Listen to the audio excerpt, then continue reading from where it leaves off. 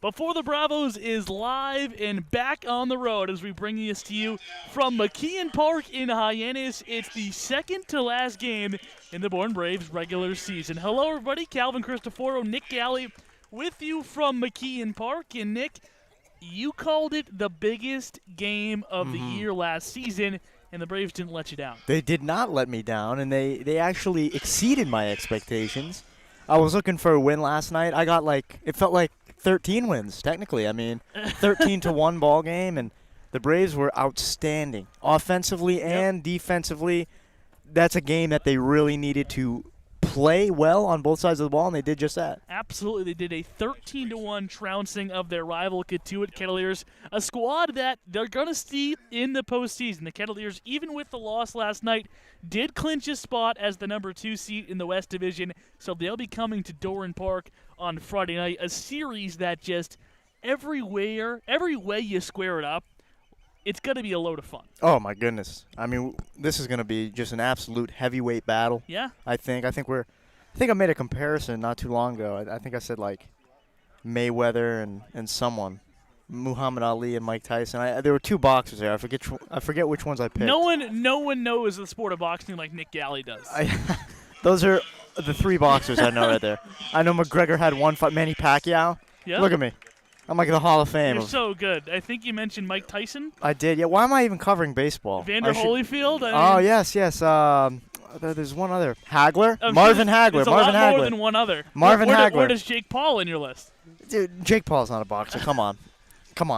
Marvin Hagler, though. Brockton, Mass. I believe he's from Brockton. Go. So little local love. Exactly. So Rocky Marciano, another Brockton guy, I believe. What about Sylvester Stallone?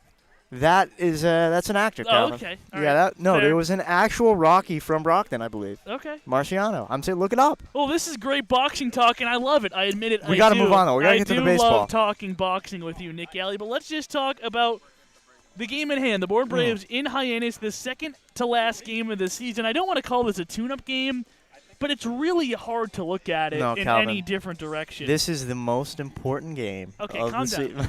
Calm down. Hyannis has 7 wins on the season. They're out of the postseason. They have really nothing to play for. The Braves already have the number 1 seed, locked up in the West Division, so they still have something to play for, but the standings aren't going to change from this game. For me, there's 2 objectives for the Braves tonight. Let's hear 'em. Key number one, absolutely no questions about stay healthy. That is the number 1 priority in the game tonight. If they lose 14-0 and stay healthy, it's not that much of a loss. Yeah. Right? Number 2 is do something positive. You don't want to go in, not feeling uber confident about your chances in the first round. You don't want to, come in with your head held low. You want to be confident going in. You want to be ready to go to the postseason. So do something positive. Everyone in the Braves lineup should be feeling good about themselves and good about their chances of winning a playoff series when that first pitch is thrown on Friday night. Undoubtedly. And I think tonight, too, something I want to see is kind of keeping the bullpen fresh. This game, as you kind of mentioned, really doesn't mean anything. And this is a game that really means nothing. I mean, there's no psychological advantage you can really gain from this. You could make the argument that, if you lose to a Hyannis team that only has 7 wins on the season, it looks kind of bad, but who cares? No one really does. And in the grand scheme of things, there's only one team on this field today that's going to be making a playoff push, and that's the Braves. So it really doesn't matter. And I'd really like to see Kelsey Ward go 5 or 6 innings today. Let's talk about Kelsey Ward getting the start for the Bravos tonight. His first start in Orleans, he got roughed up. Didn't get out of a complete inning, gave up 3 runs in Orleans last Monday. Bounced back on Saturday in Wareham, where he threw 2/3 of an inning, didn't give up a run, but let Eric Adler come in and pick up the 4-out save. It was an encouraging sign from the left-hander from Embry-Riddle, but the Braves will like to see what they have out of him in a start appearance. Is he going to be a guy who might get his number called in the bullpen, or is he not going to be in the playoffs? We're going to learn that tonight. We definitely are, and that's why I'm saying I think we should see him go 5 or 6 innings. I want to see what this kid can do on full display. And I think Harvey Shapiro wants to see that too. And also, you do want to keep the bullpen fresh. You have to start thinking about that because teams are scrambling right now. If any teams have lost guys, it's tough to find guys to replace them. And Bourne's had that problem a little bit. luckily some great arms have come in, some great bats have come in, and they've kind of picked up the slack, and we saw that last night with Matt Jacek. I mean, he was outstanding. He was so good. It's outstanding. Actually, I learned it's J-Sick. J-Sick, is it really? Yes, it is. Matt Jacek, there we go. We'll remember that now. I talked to him after the game, and I said, it's J-Chick, right? And he goes, no, everyone gets it wrong. It's J-Sick. And I gave him the, oh, no. Well, this is good. I mean, said, we were no. just... We did not have a good We were just going off. Yeah, we were just going off. Broadcast at him. So, yes, he told me it was J-Sick. He said, no worries about it, but it is J-Sick. Okay, so Matt Jacek was outstanding. Ben Huber has been outstanding. We're still waiting on Hunter Jump and Lucas Costello to come around, but we're hoping that they will. And you know, you kind of move on from there. And, you know, Jarvis in the lineup today, we're going to see what he's made out of. Logan Jarvis, the Belmont product. Yeah, let's talk about Logan Jarvis a little bit. The newest addition to this Braves roster was in the dugout yesterday. Believe he was activated yesterday. But activated yesterday, You weren't going to bring him in on the first day he was activated, but he was in the dugout, met the guys, the Belmont product, who hit over 350 this year for the Bruins, a left-handed hitting third baseman, which just adds you some depth, if anything else, adds you some infield depth. But this guy's got some pop with the bat. I'm excited to see what he's got tonight. Oh, no doubt about it. I keep saying no doubt about it, but you're kind of hitting the nail on the head here all the time, Calvin. I mean, I'm surprised. That's usually how it goes. Well, let's not be too cocky. I mean, but, these guys that have come in the past week and a half are going to be crucial to this playoff run. And Huber especially, I think, with Josh Moylan going down. You're going to need some innings out of Huber over at first now, without a doubt. And that gives you the option to DH Dalton Rushing or even put him behind the plate. So he adds a lot of versatility. And then, obviously, as you were saying, Jarvis had some versatility, too, over at the hot corner. Yeah, Hunter Jump back in there, like you mentioned. You said earlier how we haven't really got to see what he's all about, but Coach Harvey Shapiro has a lot of faith in him, keeps putting him out there. He is hitting the ball hard. I was just going to get to that. I feel like his swings every time he's at the dish are getting better and better and better. I think it's just a matter of time before he has a three-hit night. Yeah, the hits will come. Come. You hit the ball hard, the hits will come. Baseball's a funny game. You can, send a dribbler to the first base side and get a base hit. And it can give you confidence for a week and a half. Yeah, I mean, it's crazy. It's a weird game. And sometimes you can be hitting the ball on the nose and just not be getting the hits. They're just finding the outfield, which has been happening with Hunter Jump. Absolutely. So we'll see what happens with Hunter Jump tonight. He's in the 5-hole. We'll go through the Braves lineup now. Christian Knapczyk back in the leadoff spot. The off night is given to Joe Lampe, which is an off night he wanted to get some rest going into the postseason. Absolutely. A guy who was playing every single night gets the off night tonight. So Christian Knapczyk, who looked very good in the number 6 spot, which opens up a whole can of worms when it comes to the playoff lineup. Mm-hmm. Did we see it last night? I think we did. Christian Knapczyk at 1. Joe Lampe, will get into that a little bit later. But tonight, without Joe Lampe in the lineup, it's pretty cut and dry. Christian Knapczyk is your leadoff hitter. He's batting first, playing at shortstop. Yeah, last night I said this is a lineup where Harvey Shapiro basically is saying we want to win. I mean, I think that was the best lineup you could have possibly put out, and it put out 13 runs. Yep. So I think that's going to be the lineup we see. But tonight we got a little bit of a unique lineup. Christian Knapczyk, unbelievable leadoff hitter, absolutely unbelievable, and he put one off the scoreboard today in BP. Wow. I mean, okay, yeah. That is some intel. That's a poke. Right there. That's a poke. A beautiful scoreboard here at McKeon Park. Very nice. I say a top 3 scoreboard at minimum in the league. Yeah, I mean, I think it sits 1. I like the one at Eldridge, too, to be honest. The Eldridge one is small. I like the one in Chatham. Reeves is telling me it's number 1. Veterans Field. I don't care, Chatham's I don't really care nice. about Reeves' opinion. But yeah, no, I was going to say, it makes me not want to put that as number 1. The one in Chatham is really nice, too, so I think you can have a conversation about that, but this one is a beautiful new scoreboard here at McKeon Park, and Christian Knapczyk doing his best to dent it by hitting a ball there in BP. Max Anderson hits behind him, playing back at first base, a place he's seen more and more and more reps. I talked to him after the game on Sunday, and he told me that he had not played first base a day in his life. Really? Before coming to Bourne. And he's been the every other day first baseman, but depending on who's at third base, it's usually Zach Agnos. It's not tonight. Zach is at second base. We'll get to him in a second. But Max Anderson, who's becoming more and more and more comfortable at first, is back there tonight hitting second. Back-to-back nights with a ding-dong. So let's make it 3. Why not? Let's make it 3. Absolutely. I couldn't agree with you more. So he hits second. Dalton Rushing is doing the catching. tonight. This is definitely the last time we're going to see him behind the plate in the regular season. I wonder if this is the last time we're going to see him behind the plate at all. It's a night off for Peter Bourne, something he needs really, really badly. You got to keep his legs fresh for the postseason run.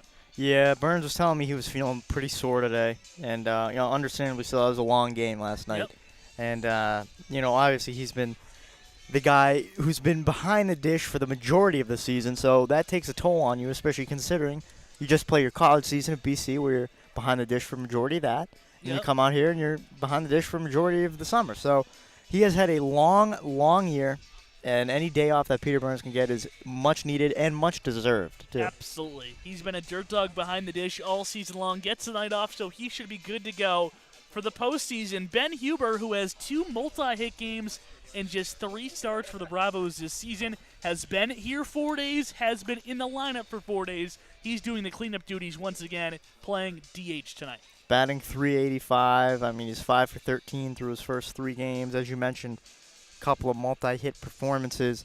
That is what you were looking for out of Ben Huber. I mean, he's shown pop in his bat. Today he looked great in BP. Yep. I mean, he was spraying the ball oppo, like flicking his wrists. It was incredible. And he kind of reminds me of Dalton Rushing a little bit, like a right side Dalton Rushing, a little bit. Yeah, well, they kind of look similar. They do. The long, flowy blonde hair, the kind of tweener socks they wear, the build. They both play first base. They're twins, man. One of them throws righty, hits lefty. The other one throws lefty, hits righty.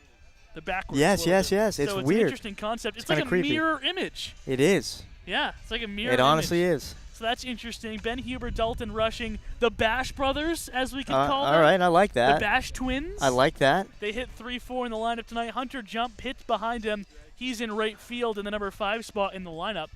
I just remember it. So they got the tweener socks, right? Yep. The tweener twins. The tweener twins. That's good. That's it right there. Lock it in. That has to be it. That has to be it. That is a lock it in moment. I needed a lock sound effect. Click. Lock it in. Cue that. Megan. We don't have Megan on the road with us, but she's listening. Please. Lock it in. Yeah, lock that one in. The tweener twins, Dalton Rushing and Ben Huber hitting 3-4 tonight. Hunter Jump, we touched on him a little bit in the open in the number 5 spot tonight. You love to see one of his hard hit balls get down.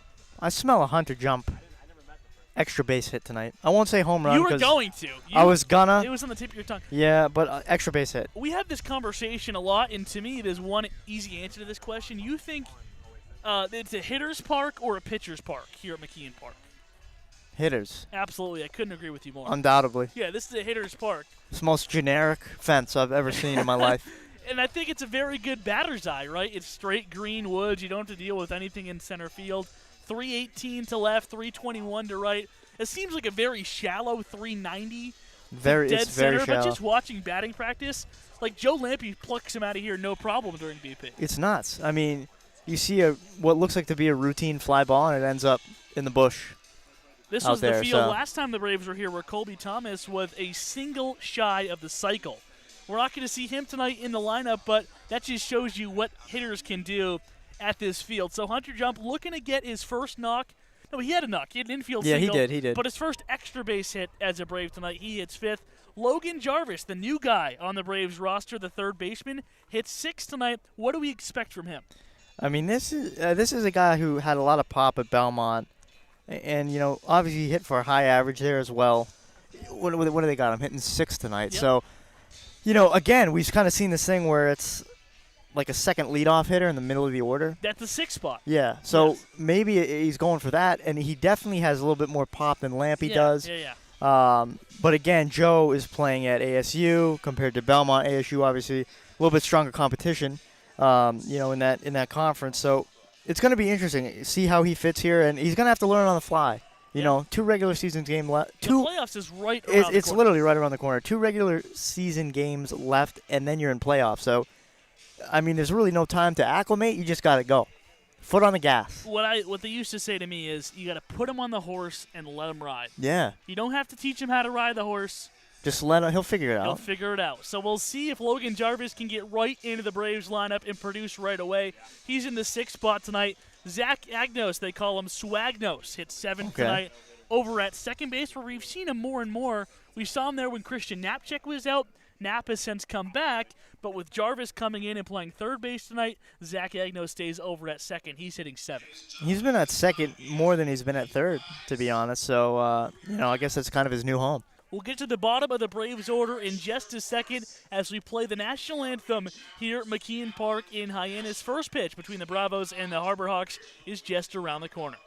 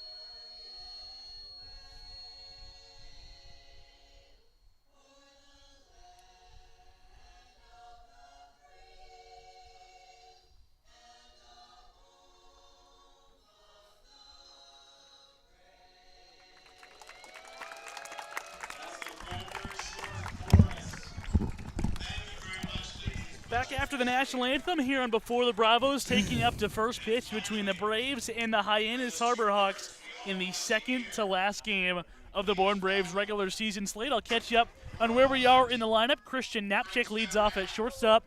Max Anderson at first base hits second. Dalton Rushing, the catcher tonight, hits third.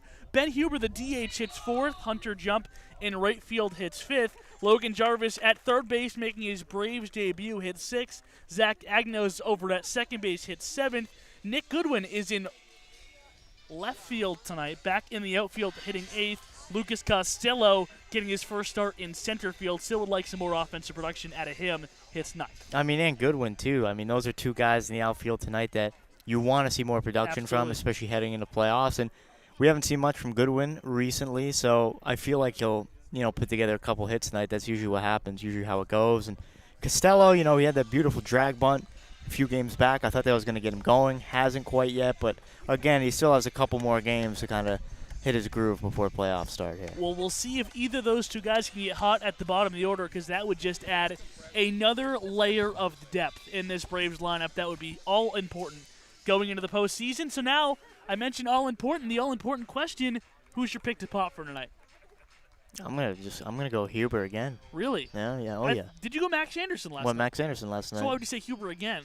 Well, I went Huber 2 nights ago. Okay. So you like Ben Huber. Think you can get one up and out of here tonight? Yeah. I'm thinking I'm just gonna switch Huber Anderson for the rest of the season here. Well, like Dalton Rushing, he isn't a home run in 3 nights, so I expect him to hit one tonight. You went with Rushing last night too, didn't you? I went Rushing last night. I think Rushing goes scoreboard tonight. Big Dalton Rushing guy, huh? Big Dalton Rushing guy. How could he not be? A it's left-handed impossible. guy with a smooth swing that hits the cover off the ball? How can he not be a Dalton Rushing guy? We'll see which one of our picks to pop actually pop tonight as the Harbor Hawks are on the field getting set for first pitch between the Bourne Braves and Hyannis. Reeves and Daniel have the call here from McKeon Park. Enjoy the game, everybody.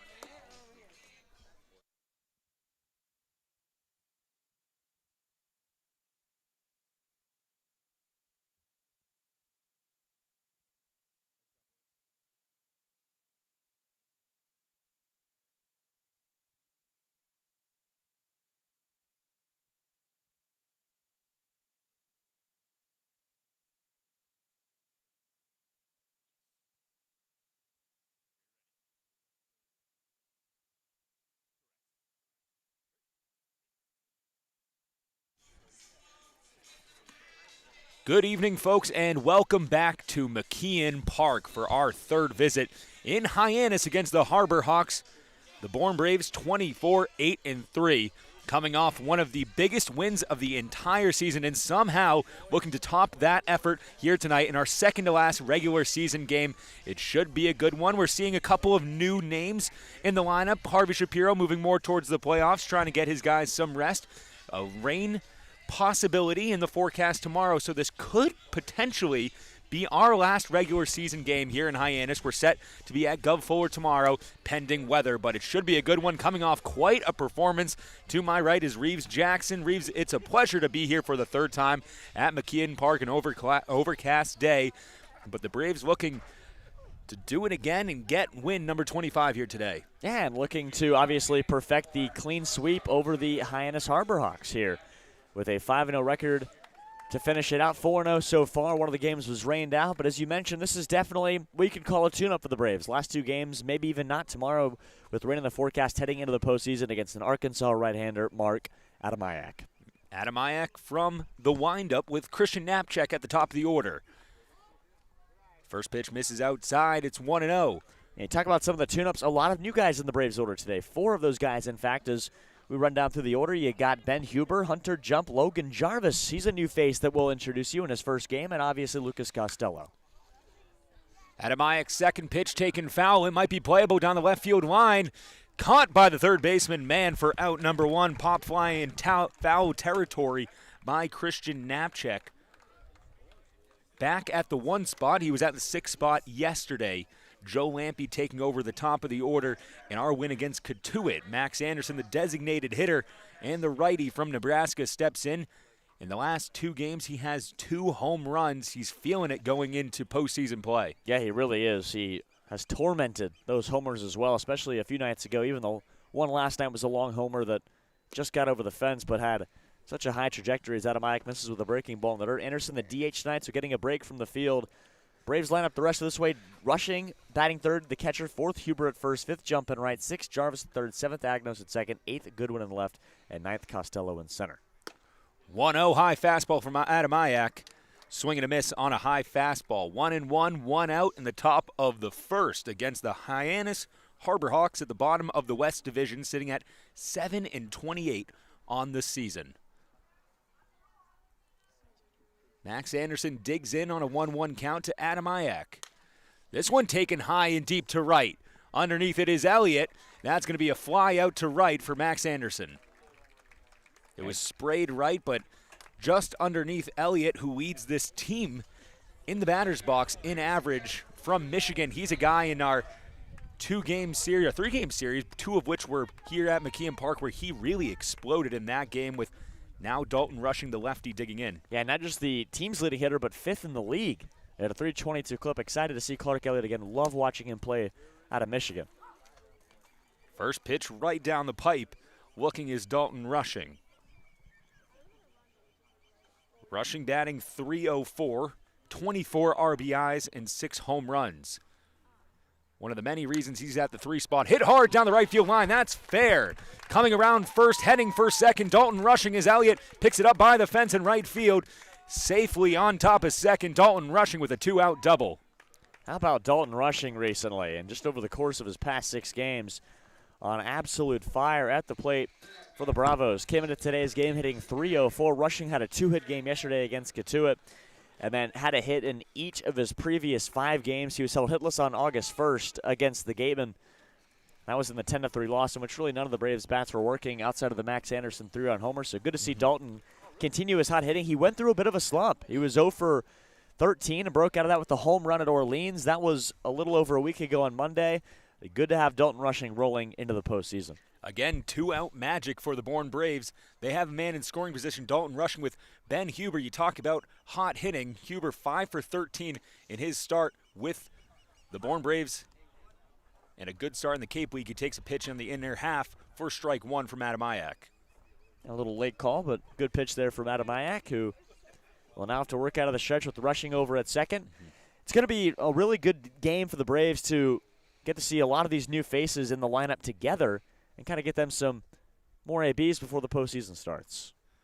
1-1, a breaking ball well outside to Huber. As I mentioned, 5 for 13 on the season. That's a .384 average with 3 RBIs. Dalton Rushing on second. He could make it 4 here. On deck is going to be Hunter Jump. Yeah, Huber, big 3-hit night a night ago. Everyone was hitting last night in the 13-1 win over the Kettleers. He had 2 hits in his first game, was hitless, like I said, in that Wareham game when we lost 10-3. 1-1, taken foul over the Braves dugout. I told you off the air before we came on, before the Bravos was on the air with Nick and Calvin, but I like one of the new guys to hit a home run tonight. Whether it's Huber, whether it's Jump, whether it's Costello, or Logan Jarvis, the new kid from Belmont. Look for one of those guys to hit one out. This Hyannis field is and can be a launching pad at times. Depending on the wind, there's not much today, and the little bit that is appearing to blow out to right center slightly. Adam Mayak from the stretch, rushing still at second. Huber facing a 1-2 count with 2 outs. Top of the first. That pitch on the outer half, looking is Huber. He strikes out, leaving Dalton Rushing on second. Going to the bottom of the first, 0-0. At McKeon Park, Dalton Rushing with the only base knock of the top of the first. Against our West Division counterparts, the Hyannis Harbor Hawks. Ward will be on the mound just after this break.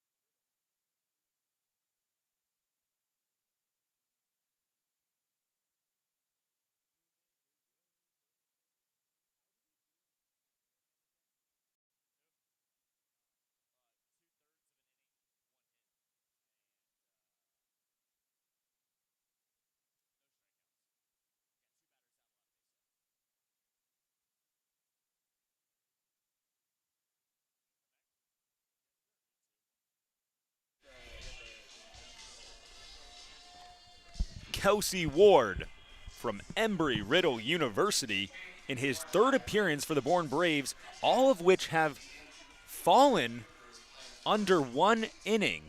And he will be the starter today. His first game started and looking to go and break that 1 inning mark for the first time today. It's an interesting move by Harvey Shapiro, and we're excited to see what Kelsey Ward can do, especially with the 1 spot already clinched. Yeah, just like we're seeing a lot of new hitters in the lineup. Jarvis, Huber, Costello, Jump. Expect a lot of new pitchers that the Braves have recently acquired. Ward, Cafaro, Doling, Stewart. A lot of those guys expected to get time. And I think obviously it would be a dream for Harvey Shapiro and the entire Bourne Braves team if tomorrow did get rained out. Get an extra day for the pitchers and for the hitters, and hopefully it doesn't slow your momentum down with the off day Thursday, but at least you go into Friday with the arms healthy and the bats and the bodies rested and ready to go if tomorrow's game gets rained out. But if not, you got Thursday as the off day instead. Kelsey Ward's first appearance in the Cape Cod League came with a 1/3 innings pitched. He allowed 3 runs. Now is at Orleans at Eldridge Park, and then at Wareham this past Saturday. He went through 2/3 of an inning, 1 hit on him, no runs allowed. First start here against the Hyannis Harbor Hawks, and he'll face Clark Elliott, a dangerous batter from the University of Michigan for the Harbor Hawks. Elliott coming in batting .321, 2 homers and 7 RBIs. First pitch fastball low and outside for ball 1. Yeah, Clark Elliott, he is the prototypical Brave killer this season. I'll give you some stats on what Clark Elliott has been able to do against the Braves, but he has worn them out. A guy that, when it's all said and done, this is a Hyannis team that has played the Braves quite well this season. They obviously had the walk-off win on the Caden Wallace single, another close game in which the Braves had opposed 5 in the 8th, and then even another close win in which Hyannis had the bases loaded down by 4 runs. 1-1. 2 foul balls in a row, now 1-2 both of them dribbling to the backstop. Kelsey Ward ahead early on the best batter statistically on this Harbor Hawks team. Elliott from Michigan, and as you mentioned, we've been front and center for his emergence here on the Cape League. 1-2. Breaking ball taken up the middle weakly, going to his left. Knapczyk with the throw. It's a bit off, and Clark Elliott will run through first, safe. Huber at first had to come off the bag from a wayward throw from Christian Knapczyk, cutting across the infield from short. Yeah, now that makes Clark Elliott, after that base hit, came into today's game with a .500 average against the Braves at 6 for 12, now 7 for 13 against the Bourne Braves here in his 4th game played. Is that good? That's not bad. That is not bad, and Clark Elliott continues to stay hot against the Braves. The 2 spot, Dominic Johnson. Dalton rushing behind the plate, throws it down to Huber just to check in on the speedy Clark Elliott, who's now 1 for 1 on the day and improves on a .321 average. And although the Braves are undefeated against the Harbor Hawks this year, they will be glad to see Clark Elliott go when the Braves leave McKeon Park here today. If there's been a few players that have really stuck out to me and have impressed me from teams outside of our team here in Bourne, and I'd say top 2 on that list has to be Clark Elliott for what he's been able to do. Mm-hmm. And he stayed hot ever since that 3-game stretch about 2 weeks ago against the Hyannis Harbor Hawks, where 2 of those 3 games were held here at McKeon Park. The Braves swept that series. 1-1 after a foul ball into the blue padded backstop covering the brick back end here at McKeon Park. This ball taken high into foul territory over the Braves bullpen. 1-2 for Johnson. You want to hear a good Clark Elliott stat? He has played 23 games this year. In 11 of those games, he's had a multi-hit game. That's unbelievable. Incredible stuff from the Michigan Wolverine, who now takes a lead at first. Kelsey Ward back in the stretch. The 1-2. Fastball low, good framing by Rushing, but it doesn't fool the home plate umpire. 2-2. And just one more thing on Clark Elliott, just looking at some of the stats, just kind of marvel at him. He's not a guy that is going to get a lot of, he gets doubles, he's fast. Not a guy that's going to hit a lot of home runs. First the pitch. 2-2 taken in between the third baseman, coming over the flick over to Agnos. The throw for the double play, safe at first but out at second. Clark Elliott. That was Jarvis cutting across to the left, flicking it to Zach Agnos at second. The throw from Agnos to Huber was a bit tardy. Out number 1. We're just going to finish this off as Luke Mann steps up and what he's been able to do this season. Like I said, not a guy who has tremendous power numbers, yet his OPS at one point just a few games ago, now it's just barely dipped under 900, was almost 1,000. And his on-base percentage is through the roof. Breaking ball in the inner half, looking is Luke Mann. Dominic Johnson at first. That was the first time we've seen Jarvis at third base. The Belmont product taking over for a handful of players that we're used to seeing at third. Fastball high, swinging for strike 2. Luke Mann, the third baseman, batting .276, 26 RBIs from the University of Missouri. Yeah, talk about a game of high and lows for Luke Mann the last time the Harbor Hawks were at Bourne. Went 3 for 4 out of home run, drove in 4 runs, yet give up the walk-off single to Caden Wallace. Johnson going the throw from Rushing, gets past Knapczyk. Backing him up is Zach Agnos, safe. Johnson improves to second. Yeah, nice jump there for Dominic Johnson, rushing with a low throw. Kind of got close to Kelsey Ward on the mound, who was getting out of the way. Took a high hop and got over the glove of Knapczyk there, but Johnson had that base stolen easily. 1-2 count for Ward with a man in scoring position for the first time today. Going is Johnson again. A breaking ball in the dirt, dropped third strike. They throw down to Huber. They have Luke Mann out at first, but improving to third is Dominic Johnson, his second stolen base of the bottom of the first. Yeah, on 2 pitches in a row, too. Oh, my goodness. Can't get much more efficient than that, but a good pitch there by Kelsey Ward. Breaking ball there gets Luke Mann a swing and he miss. picked those well. 2 breaking balls from Kelsey Ward, both into the dirt, or low for Dalton Rushing to come up and throw those. Got a few brothers in the lineup today here with Nick Romano, Ryan Romano, his brother, batting ninth, the shortstop, both from Florida State. One of the Romano brothers here with 2 outs, man on third. He takes one foul high and deep over the Bourne Braves dugout. Oh, pardon me. Nick Romano from Central Florida, and Ryan, his brother, from Florida State. Excuse me on that.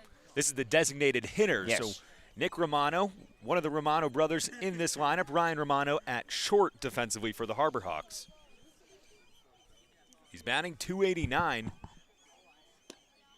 Fastball low and outside, 1-1. Count knotted up.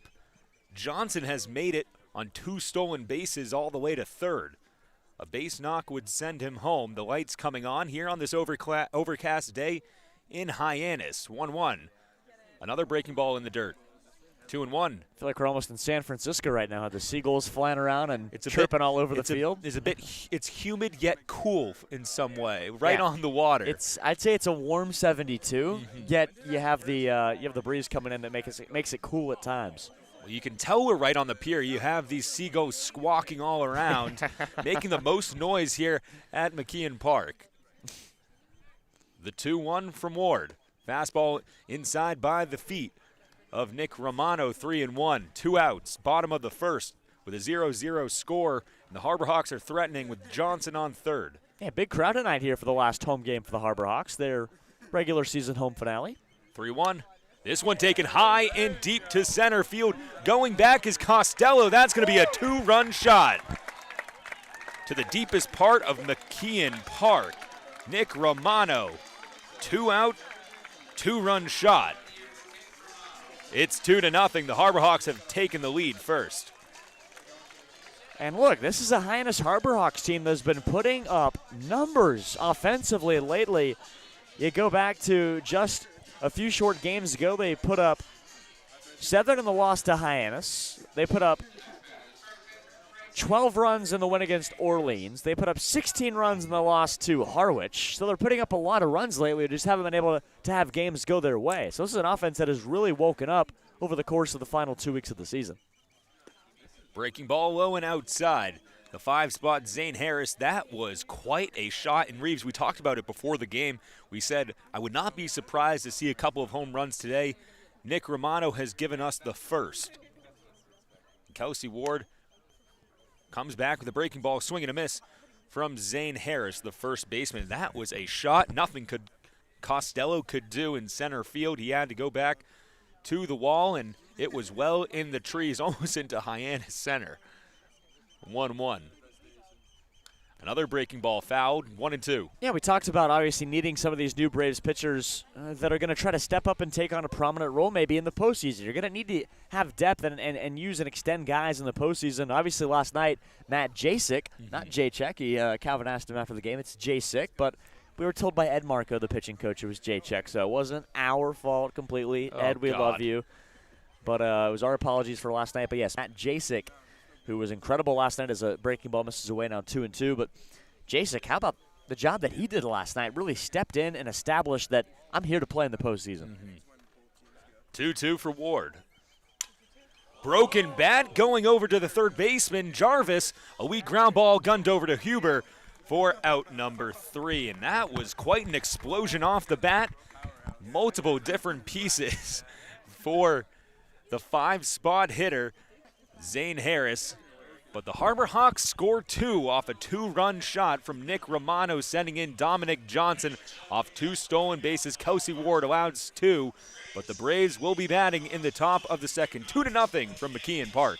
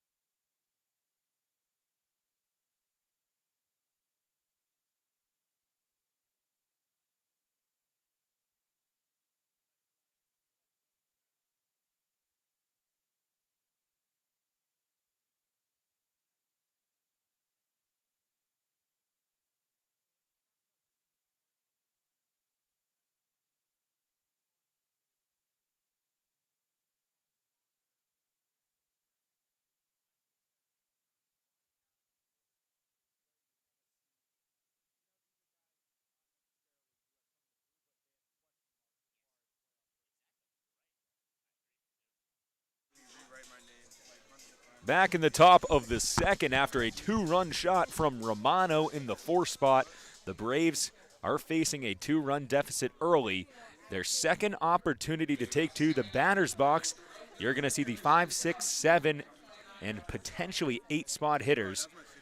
In this order, it's going to go Jump, Jarvis, Agnos, Goodwin, Costello to the top of the order with Knapcheck. This is a part of the order where they don't necessarily have something to prove, but it's going to be interesting to see how we monitor their productivity and their success during today's game as they move into the playoff and postseason. To Hunter Jump, he looks at it for strike one. Yeah, I think you made a good point there. There's question marks. Obviously, Zach Agnos has been up and down. He's been a little inconsistent in the batter's box. His jump swings and misses through a fastball. There's Lucas Costello, who has been new, who really hasn't found his rhythm yet. Hunter Jump, who has looked good at the plate and who has put up good at-bats, but it only has the one hit to show for it.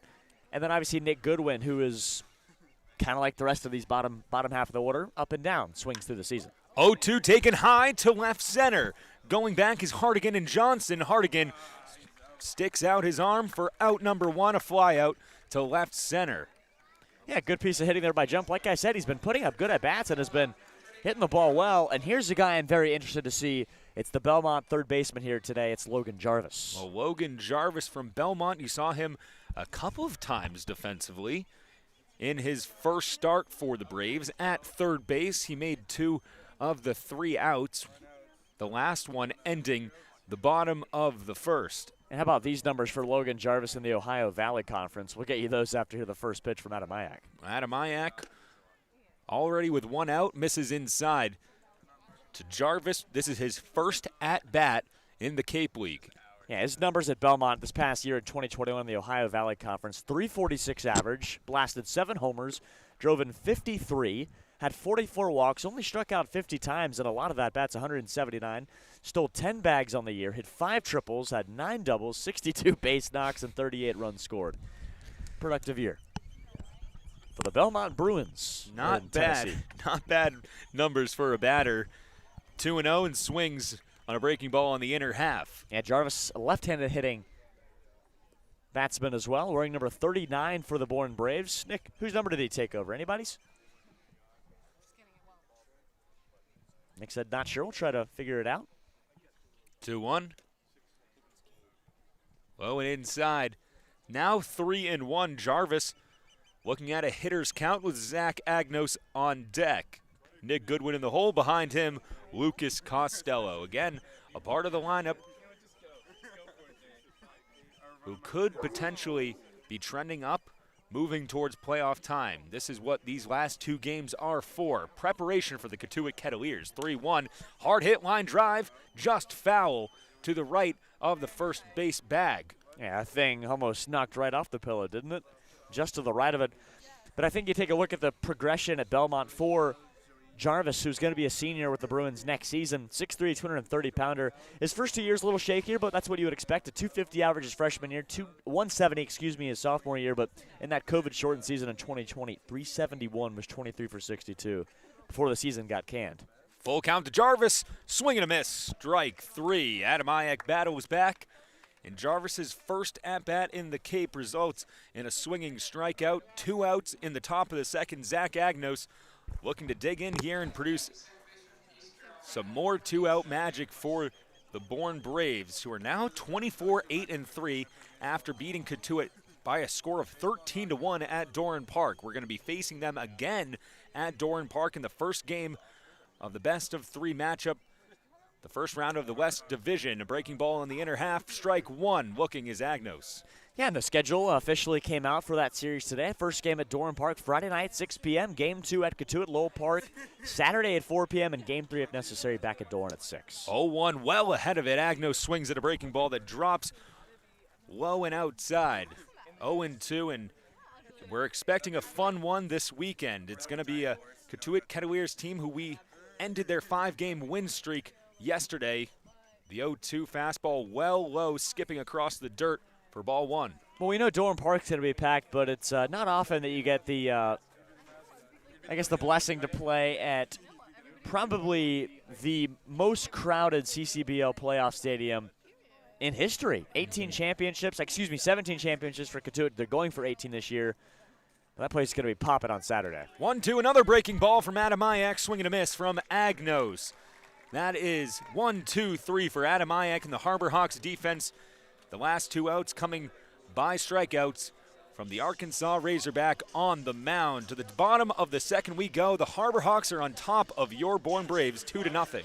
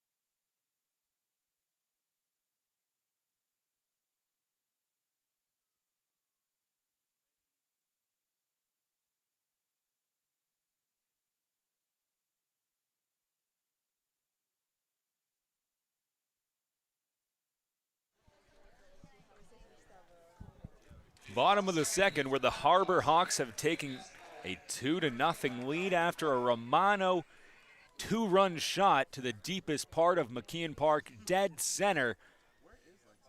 On an overcast day, first pitch from Ward taken foul. Again, out of play in right field. This is Ryan Proto, Kelsey Ward, now in his second inning. This is the furthest that he's gone in the Cape. 0-1. Breaking ball low, 1-1.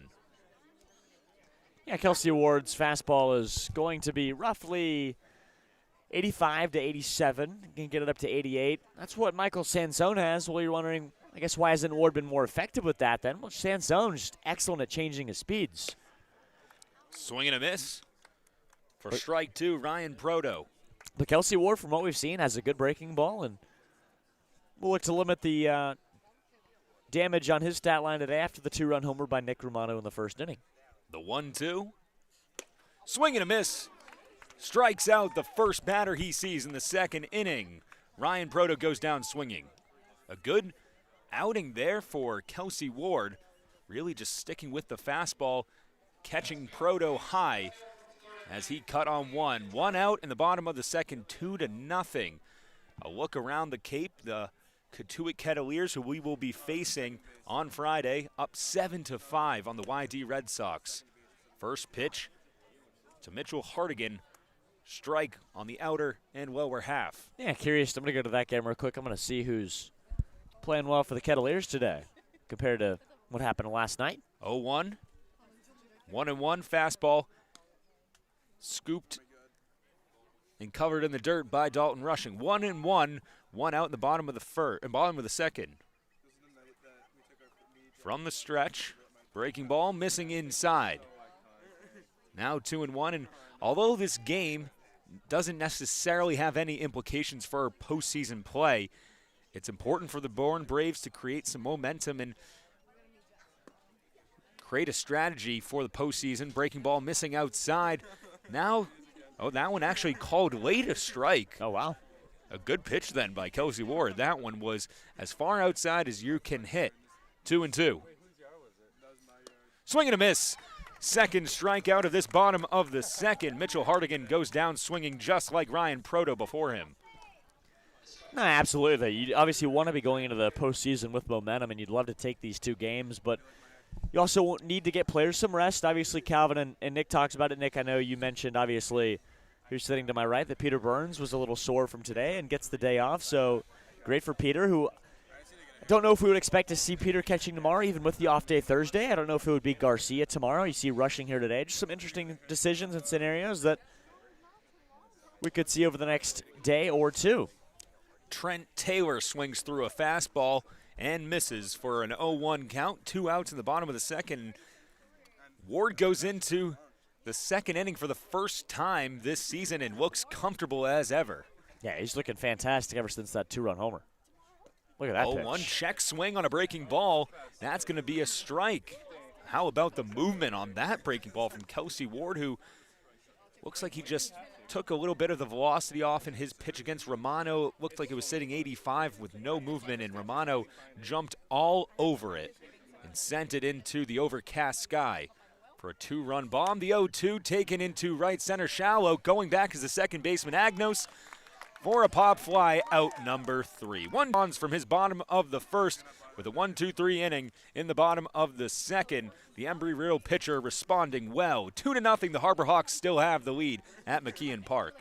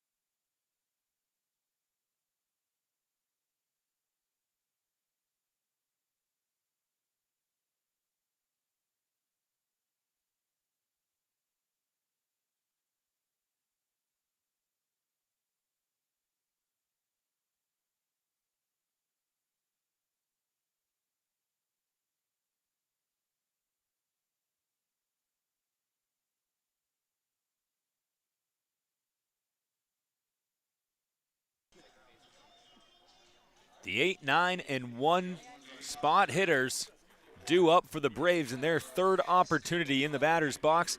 And with that, I will send it to Reeves. Reeves down 2-0 early, but in a game that isn't necessarily consequential. But a 2-run shot from the Harbor Hawks has been the difference here in the first 2 innings. It sure has been, as Nick Goodwin steps in to the box for the Braves and watches a fastball miss upstairs for Mark Adamayak, the right-hander from Arkansas. As you mentioned, the Braves have faced deficits kind of all year long against this Hyannis team. No stranger to this situation, as that fastball misses outside off the catcher's mitt of Ryan Proto into the backstop 2-0 the count. It's funny because the Braves have honestly played their best ball against the best teams in the CCBL in 2021, and although they have not lost a game to the Harbor Hawks, those have been the games that they have struggled in more frequently than games against, you could say, Harwich or Brewster, even YD, who actually has finished the year on a very strong run. The Braves with a 3-game sweep of the Red Sox as Goodwin chases a breaking ball, 2-1. Yeah, and for a Harbor Hawks team that has always played us really close, especially at McKeon Park and even at Dorn Park when Caden Wallace won it with a base hit over the right fielder. It was a 9-8 game, and this isn't just a gimme game or a throwaway. The Harbor Hawks have nothing to lose here, and they're going to go right at us, and Adamayak is doing that. A breaking ball misses in the dirt to Goodwin. He promptly lays off this one after chasing the last one roughly in the same spot. 3-1 the count to the now Bourne Braves left fielder, who has played most of his time in the Braves infield this year, as he takes ball 4, a fastball down and away, and the Braves have a leadoff base runner. A good start here in the third. Way to work the count by Nick Goodwin, who's batting .215 on the season. A good job of just getting on base. Now Christian Knapczyk on deck, and a guy who, Reeves, you're expecting a big day out of, Lucas Costello in center. Yeah, I think Lucas is going to have a big night. I don't know, just a gut feeling. I saw Lucas in BP, liked what I saw, and I think Lucas might have a good game today. I was expecting one of the new guys to have a big game, and Lucas kind of jumped out as someone who's had a good number of at-bats for the Braves, but yet to do anything. He chases a fastball high and fouls it off the catcher Proto's mask. 0-1. Costello only has 1 hit in 15 appearances to the plate. He was the leadoff hitter most of the time season for the Demon Deacons of Wake Forest. He's now in the 9 spot, and the leadoff Christian Knapczyk on deck. He's looking for number 2 here in a game where he's given another chance before the playoffs. Breaking ball lays it high. 1-1 the count, 82 miles an hour on the gun from Adamayak, who enjoyed a season with the Arkansas Razorbacks. As the umpire and Lucas Costello have a quick conversation. As Costello digs back into the right-handed batter's box, the Harbor Hawks in their classic pinstripe uniforms with their orange numerals. And a check over there on Nick Goodwin. Hyannis in script across the phase font with the underline. They have the blue caps, blue brim with the orange H on the hat. Clean uniforms for the team formerly known as the Mets in the CCBL. Costello whiffs through a fastball, 1-2 the count. 88 on the gun from Adamayak. Look at this game. This is the Cotuit Cavaliers are on top of the YD Red Sox 7-5. The YD Red Sox scored 5 in the top of the first. And Cotuit responded in the bottom of the second with 5 of their own, 2 coming in the bottom of the fourth as well. They lead it by 2. 1-2 gets past the catcher Proto on a fastball that missed down and away. Goodwin takes second on the wild pitch. The count goes to 2-2. Braves with nobody down have a runner in scoring position here early on in the top of the third. Pitch was borderline to being a pass ball or wild pitch. I think my gut said wild pitch there. A ball that Proto could have had, but a fastball that was also well away and low.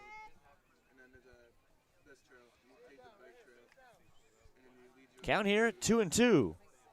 As the lights have now fully come on. They were turned on about an inning and a half ago on an overcast night from McKeon Park. 2-2. Costello grounds it over to short. There is Ryan Romano, his throw over to first for out number 1, but it does the job. It was hit slow enough. Nick Goodwin advances to third, and the Braves have a runner at third. And 1 down for the team leader in runs scored, and also tied for the league lead in runs scored. Christian Knapczyk coming into play today with 26 runs scored. That was tied atop the league, easily the best on the Bourne Braves. That was something funny that I thought Will said last night in his impressive first appearance as play-by-play. He said it was a swinging bunt.